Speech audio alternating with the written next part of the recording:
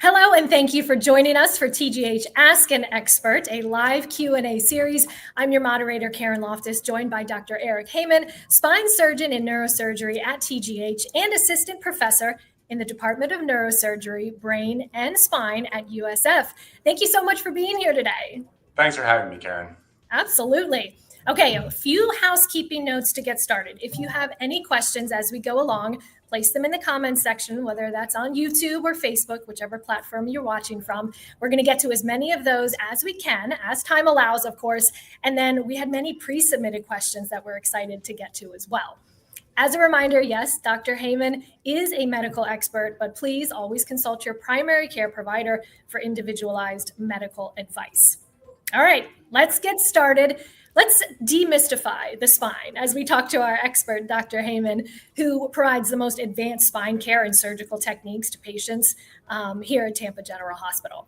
Dr. Hayman, as I mentioned, we have a lot of pre-submitted questions to get to, asking us about non-invasive procedures. So the first one we have is about injections. Can injections be a permanent solution to help avoid surgery, or are they only for temporary relief?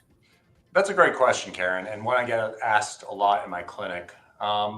Injections have a lot of advantages over surgery. They're non-invasive and they tend to be reversible, meaning once someone has a fusion surgery where they place hardware, placing them once they've had a decompression surgery, you can't undo that if they have a bad outcome. Whereas an injection, oftentimes, if it doesn't work out the way it was planned, is very reversible and will wear off with time. Now, the short answer is injections do tend to wear off. The medication does go away, but that doesn't mean that they can't provide a long-lasting solution. Oftentimes, for a number of spine conditions, the symptoms related to them, especially if those symptoms are pain, will improve with time. It's just a matter of giving a patient enough time where they can live their life and still function for the condition to sort of go away on its own. And an injection is an excellent solution for that. There are some types of injections where the injection can be sort of a pre-test for a burning of a nerve, like an ablation, where it can be permanent or long-lasting. But for pain, at least, it can be a good initial approach. And I have a number of patients who experience long-lasting relief from the injections. There are certain situations where an injection should not be used. For instance, if someone has nerve compression causing difficulty with movement of an arm or leg, or compression of the spinal cord, which could lead to paralysis, certain tumors, which is why it's always important to evaluate any sort of spine condition with a spine surgeon before proceeding with injections. I think that's a good distinction there, is that not only are there instances where you want to use it, but also instances where that wouldn't be the most advisable treatment. Absolutely. This next question is sort of along those lines too, about alternatives to surgery. Are there alternatives to surgery for someone who has had multiple procedures you're talking about fusion or invasive surgery, and they still experience numbness and pain even after trying epidurals, chiropractic care, acupuncture, physical therapy? It sounds like once you've tried everything, are there alternatives to surgery? That's a great question. And the truth of the matter is, it all comes down to diagnosis. A surgery is only as good as the diagnosis it treats. And same for a non-operative intervention, be it an injection, physical therapy, chiropractic, massage. So for anyone who's had multiple procedures coming into my office with continued symptoms, be it weakness, pain, difficulty moving, my first and foremost obligation is to figure out what the cause of that weakness is, or a cause of that continued pain. Now, if the cause is through compression of a nerve, if the first surgery didn't adequately decompress the nerve, or if they decompressed the wrong nerve, I think, injections or revision surgery may be a good option. Sometimes I see patients come to my office who've undergone multiple fusions for a spine problem, and it turns out they have a hip problem. So again, I can't emphasize that getting the appropriate diagnosis is the first and most important step in any type of management of a patient, especially a patient who's had multiple spine surgeries. Now, there are cases, it's termed failed back surgery syndrome, where someone has had a number of spine surgeries and there's no obvious sort of pathology left in the spine to treat. There are some injection solutions to this. There are some ablation solutions. And then from a surgical perspective, there are some relatively non-invasive options like spinal cord stimulators, which can provide relief. However, I often find that those are the minority of patients. Most patients who have persistent symptoms after spine surgery usually have a nerve that isn't decompressed, a level that isn't fused, or something else going on outside the spine. All right. Definitely sounds like, it's all the nuances and figuring out what the particular situation is for the person. Absolutely. We do have a related question here. Is decompression therapy ever an option for someone with metal in their spine? That's an excellent question. There's sort of two ways it can be answered because decompression therapy in modern spine treatment means sort of two different things. The first type of decompression therapy is often offered by chiropractors and physical therapists. This is kind of a traction-based therapy where by applying distraction or stretching the spine, you can take pressure off the nerves. In someone who's had a prior fusion, this can be a valid option, provided the spine is stable and there isn't high-grade cord compression, but certainly something worth trying. I use traction in my practice, and at sort of a very basic level. And some of the chiropractors I work with have had very good results with decompression-based therapies. The other type of decompression therapy, and the one spine surgeons apply, is actually very different. It refers to a therapy where the surgeon goes in and removes bone and ligament to take pressure off the nerve. Again, this can be a very valid approach in someone who's had a metal or a fusion-based surgery.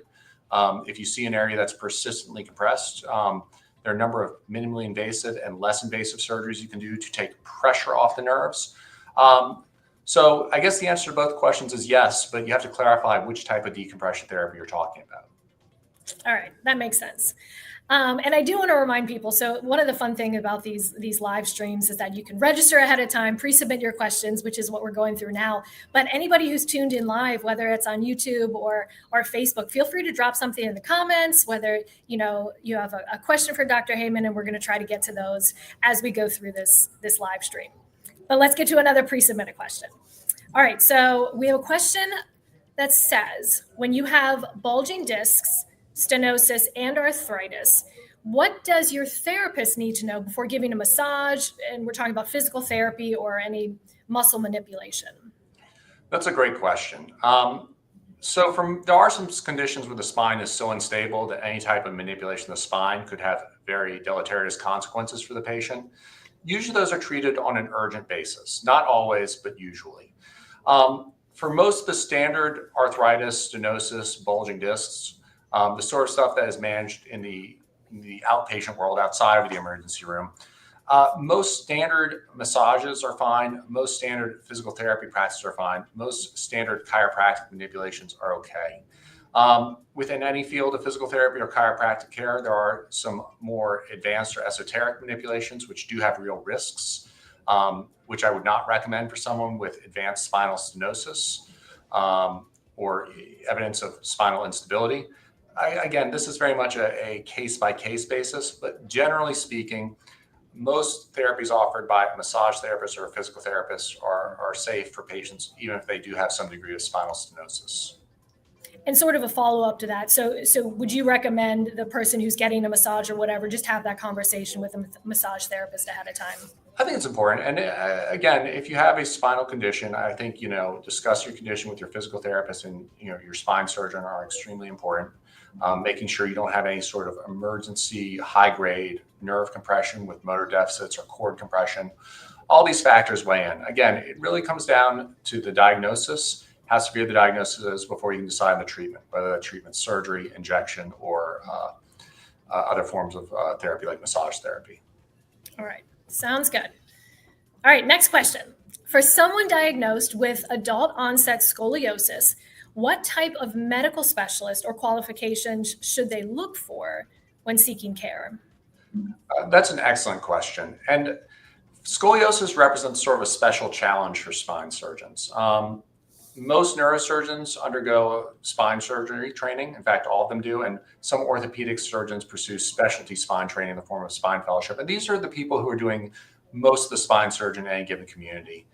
Some neurosurgeons and orthopedic surgeons choose to specialize and pursue extra training in what we call deformity surgery, deformity being treatment of abnormal curves in the spine.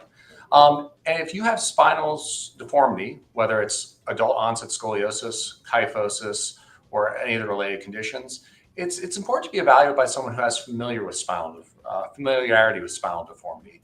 The reason why is there are a number of standard spine surgeries which are very effective in patients, which might not be modified or tailored to your individual scoliosis or curvature. So I think this is very important because this is one area where I see otherwise technically competent, well-meaning spine surgeons set a patient up for failure by performing a fusion, say, in the middle of a scoliotic curvature. So I think the most important thing, if you have scoliosis or other forms of spinal deformity, is seek out a surgeon who specializes and has extra training in advanced spinal deformity techniques. Okay, that's very good advice, and I appreciate you sort of just bringing it home there at the end. Okay, next question that we had was another pre-submitted one. Can nodules develop into tumors? If so, what are some scenarios that you may have seen?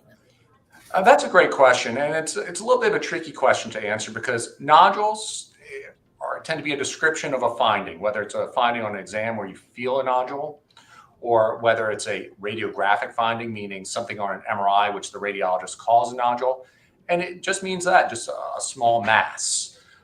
Sometimes these small masses represent tumors, and often do, particularly if a radiologist is noting a nodule. The truth is, you can very rarely tell if something is cancer or tumor based on the MRI alone. Usually, in order to definitively prove that something is a tumor, you need what's called a biopsy or a piece of tissue. So the short answer is yes. There are nodules that are tumors. There are nodules that can develop into tumors. There are nodules that look like tumors, but in fact are disc herniations or other sort of benign findings. So it's a tricky question to answer, but yes, absolutely, nodules can develop into tumors. Okay, thank you. All right, so one of my favorite things about these, as I mentioned, the interaction with people who are watching live. Yes. So we have a comment that is in Spanish, and my Spanish is very basic level, but I'm pretty sure this person says, one of the best hospitals in the world. Thank you, Tampa General Hospital. So that's very nice. Great. And then we had a question. It's about some specialized care that we may have at TGH, and I'm wondering if you're able to answer this. Does TGH have a specialist to treat and manage, bear with me here, Ehlers-Danlos syndrome? Did I say that correctly? You did, and that's a great question. Ehlers-Danlos syndrome is a condition where the connective tissue in your body is extra stretchy. That's kind of the short answer. Our connective tissue is not only in our ligaments, so not only they have the ability to bend their wrist backwards, the ability to have hypermobile joints, but can actually affect a number of other organs in the body which have soft or connective tissue in them. As spine surgeons, there are some spine surgeons who bill themselves as Ehlers-Danlos specialists, but the truth of the matter is, treating Ehlers-Danlos is like treating normal spine conditions, but understanding that the rules for normal spine stability don't necessarily apply. For example, in a normal patient without Ehlers-Danlos, we expect the bones of the spine to have a limited range of motion against each other. And if they move more than that, it's a sign of instability and can be a sign that they need a fusion. With patients Ehlers-Danlos, we do tolerate a little more of that hypermobility. We recognize that their spines are going to go a little outside the normal parameters. And I'm a little slower to fuse someone with Ehlers-Danlos than a typical patient just for radiographic findings. Ehlers-Danlos is also associated with a lot of soft tissue pain that does not respond well to surgery. I think the key for that is finding a good injection or pain management doctor and a good physical therapist to assist with the management of these sort of non-surgical issues associated with Ehlers-Danlos. Okay, great. Thank you so much. And I personally appreciate you explaining that further because I have not heard of that before. So thank you for that comment, the live comment, and the question. We really appreciate that. Feel free, anybody else who's watching, to put in a question if you have it for Dr. Hayman here. He is more than glad to answer them. Another pre-submitted question we have. This one is about pain management. Okay. And including, this asks about what treatments might help someone return to playing tennis without pain. You know, it's like if you have the spinal injury, people want to stay active. What's some treatments that might help somebody get back out on the court? And again, that's a great question, and it all comes down to the diagnosis. Okay. I have a young woman who I follow in my clinic, avid runner. She has a type of mildly unstable fracture of her spine. She has had it since she was a young child, and it causes back pain. She's able to get by and lead an extremely active lifestyle with an ablation once every 4 or 5 years, a type of non-invasive pain management procedure. The truth is, getting an athlete back on the tennis court, on the football field, is all about a matter of getting the right diagnosis, treating any neurologically threatening conditions, and then finding a course of a bundle of therapies, be they medications, be they injections, be they physical therapy, or even surgery, that will help the athlete get back to performing the way they want to. Wonderful answer. All right. That does it for our pre-submitted questions. If anybody has anything else that they'd like to ask, I'm going to give one last call to see if anybody has any question that they'd like to put in the chat. But thank you, Dr. Hayman, so much for your insight and your answers today. Just a lot of important information to get out. Thank you so much, Karen. I really appreciate the opportunity. Yes, wonderful. All right. If you want to know more about spine care and TGH's neurosurgery department, please visit the web address on your screen or scan the QR code to take you right there. Thank you again to all who joined and submitted your fantastic questions and had your live question and comment. We look forward to having you again on the next installment of Ask an Expert, which is coming up soon, November 14th, when we are talking about diabetes with Dr. Thapa and Dr. Rodriguez. Have a great rest of your day.